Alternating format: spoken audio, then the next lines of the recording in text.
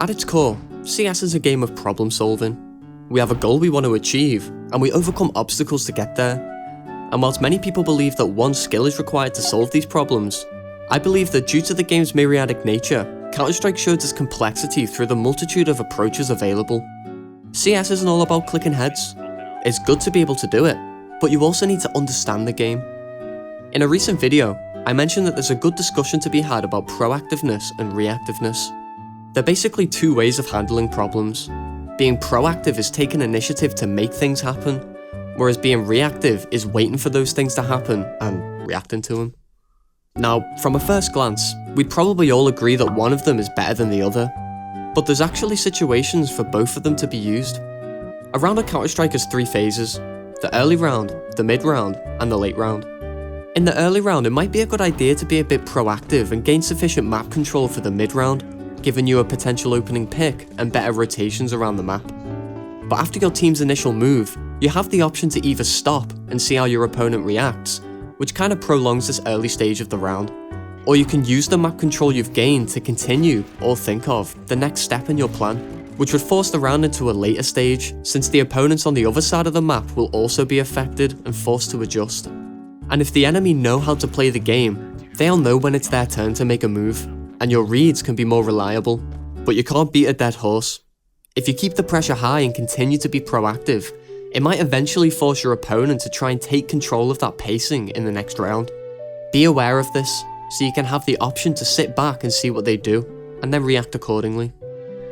A good example of this is if you watched my economy guide and know the enemies on an eco round, playing more passive and reactive could potentially save you from running into a stack or a rush. Because being reactive doesn't mean you don't have a plan.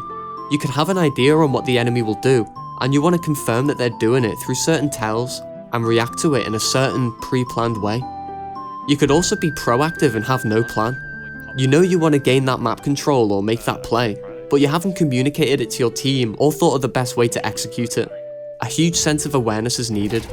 Knowing what's happening on the other side of the map and understanding how it affects your role will enable you to know when you can make certain plays or adjustments. The information you gather from awareness might allude to a multitude of outcomes, but choosing an adjustment that is flexible to all those outcomes is key. Obviously, I'm kind of rambling here, but knowing these things will help. Don't beat yourself up if you don't know what to do, because the fact that you know when to do something shows that you're developing as a player and starting to understand the game on an above average level. The rest will come with experimenting, failing a bunch of times, and learning from it. On the T side, it's a lot more obvious to be proactive since you're the aggressing side. But once you start to notice patterns in the enemy's opening moves and reactions, even the CTs can be proactive in their approach. This can get an opening pick, info on where the Ts want to end the round, and ultimately, it can slow down the Ts and cause fear and hesitation. To contextualize what I'm saying, I see the game in these three phases. The rounds have the early, mid, and late stages, but if we zoom out of that and see the bigger picture, the rounds fit into a half, which has the same three phases. This is where the economical game plays in, but also the reads and predictions on your opponents. We don't know each other in Premier, so the longer the game goes on, the more we'll notice intrapersonal and intra-group patterns and reactions. Pro players have the ability to know their opponents and their opening moves, so they can play to counter very specific situations that the enemy are trying to force them into. This is where the randomness of Premier comes in, since not everyone's on the same page. You'll likely know how many people play each site, and maybe you'll even remember their names, but if you're confident and kind, you can relay this information to your team and make a plan based around their weakness. It's about thinking a few steps ahead. We know if we kill this guy, they'll have one player left on that site, and we'll probably have a rotation from these places. Thinking a step ahead could be us placing a lurker to catch that rotation. Or maybe we could be even more proactive and hold an aggressive stance to catch the rotator off guard. It's kind of like trading a kill, but we're trading the options that we have around the map. Like the lurk player that we placed to catch the rotator off guard, he could also be used as an alternative way for us to rotate and meet him at the other site. We have two options from this one position, and it's a big hindrance to the enemy. And you know what? I have such a good comparison. It has two parts, so just hear me out. Gamesense is kind of like music theory, and we're learning it through the guitar. Our skill in playing the guitar is like our aim, and understanding the music theory is like our game sense. The guitar is more difficult to learn music theory with because all the notes are all over the place. It involves complex patterns which require a high skill level, and each string starts on a different root note. It's a mess. But if we take the piano for example, it's just keys in a straight line that are in perfect order. So you can digest higher levels of music theory whilst only learning the basics of piano. This is like chess.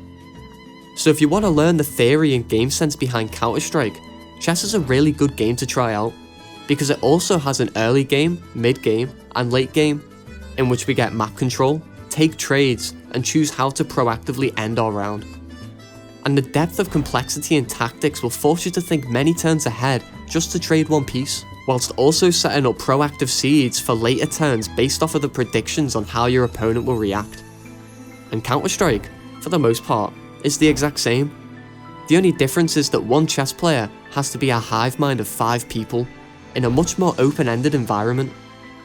That's not to say that Counter-Strike is more complicated than chess, but it means that it takes a lot more intelligence and skill to have the ability to unlock the complexity of chess. I haven't played loads, but recently I've been playing 8 hours a day because we've had nothing to do in work, and I've been playing against the hardest difficulty bot. I haven't won one game, I haven't even really come close, but I've put the timer on infinite so I can look at what the bot is trying to achieve from the moves that it takes. Purely being exposed to this level of the game made me improve so much that I beat the normal difficulty bot with ease. And since chess is a game of minds, where our secondary skill becomes the primary one, it gives us a chance to practice our tactical ability as if we were aim training. And as a concept in Counter-Strike that can't be practiced but has to be applied, having that transferable skill from chess can be the thing that takes you to the next level. Alongside this, you can use pre-existing problem-solving strategies and apply them to Counter-Strike. For example, if the enemy just keeps on winning and you can't seem to get any rounds on the board, try using the root cause analysis method, which is where we take the most noticeable problem in each round, find the cause of that problem, and then think of a way to counter it. There are many resources for transferable skills that can be applied to Counter-Strike. We just need to know what we're looking for.